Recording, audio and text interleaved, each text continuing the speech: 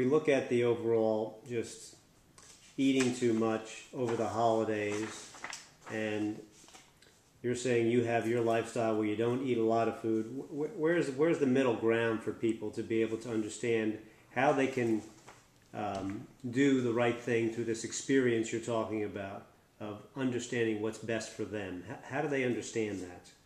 Well, the best way to understand is try to have some kind of your own experience. The jumping off place for all this is to leave out the processed food. If people left out the processed food and reduced their animal protein, there's going to be a tremendous improvement in general health in this country. That's how simple it really is. As far as the refinements of it and how, combining your foods and not eating late at night and don't eat in between meals and detox, all the different ways you can detox, going through a master cleanse, water fasting, juice fasting, food fasting, where you're just drinking juices, fruits. There's so many different ways to do this because the basic common denominator is what you leave out.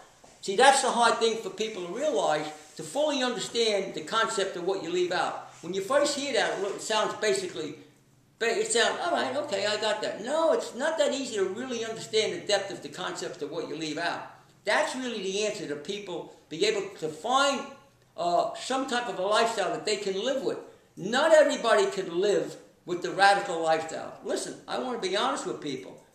I don't want to offend anybody, but nobody can live on 100%. Not everybody can live on a 100% raw food diet. It's just not realistic.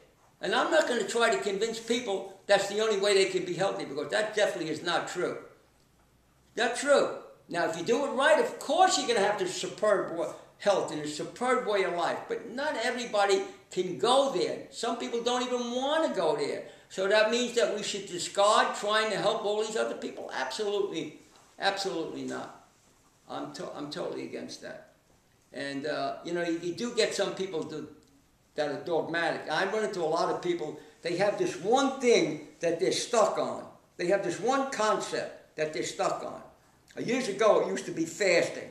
If you didn't, they were constantly going on these water fasts, time after time after time, and they kept making the same mistakes over and over, till they got to the point where they lost confidence in their belief system because they were getting a lot of the wrong information. Then there was always something, Then we went through a period, maybe 15, 20 years ago, where protein, because of the Atkins diet, protein was the obsession. Everybody was convinced that you had to be eating a high protein diet, that you had to eliminate the carbohydrates, including the complete carbohydrates that weren't processed. And people went through that. People lost weight. They thought everything was going to be okay. It turns out it wasn't okay. Then they tried to make an adjustment to that. Now we're going through that same dilemma. You got all these, people into, holistic medicine, I guess what it is, and they're all pushing, a high protein diet, which is, of course, that's the limits of their experience and their clinical knowledge, I guess. I really don't know. I have no explanation for it. I really don't. But I've seen plenty of people that live that way, and they constantly have to eat a lot of protein, and eventually, because of what they're doing to themselves, they end up getting into a lot of these nutraceuticals, which you really shouldn't need. You really shouldn't need them. And when I'm talking about nutraceuticals, I'm not talking about things like this. These are mediums to get you to peak biological efficiency. This is not a nutraceutical. This is something else. This is what you need to fine-tune your body to get you into peak biological efficiency. That's what I'm talking about. Remember, the precursor of all disease is inflammation. The precursor to all disease is inflammation. Anybody experiences taking this, I don't care if you're on a 100% raw food diet either. Anybody that has inflammation, has any kind of pain, and I'm not prescribing anything, but all you got to do is take a couple of these, and you'll see. And it's not working like a medication. So I'm not telling you there's some magic bullet out there.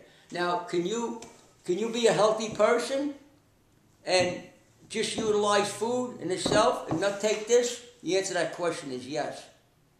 If you want to become more biologically efficient and you want to be able to compensate for some of our own personal human weaknesses that we all have, these things will help you. But eventually the time will come, if you do this correctly, and you spiritually ground yourself, and you understand what that really means, you'll become empowered where you won't need anything. You'll be empowered by what you're doing and what you believe. And that is a remarkable experience that everybody probably is not going to have. For the people that do have it, and you make that choice, and you're consistent on that journey, the rewards are well worth it.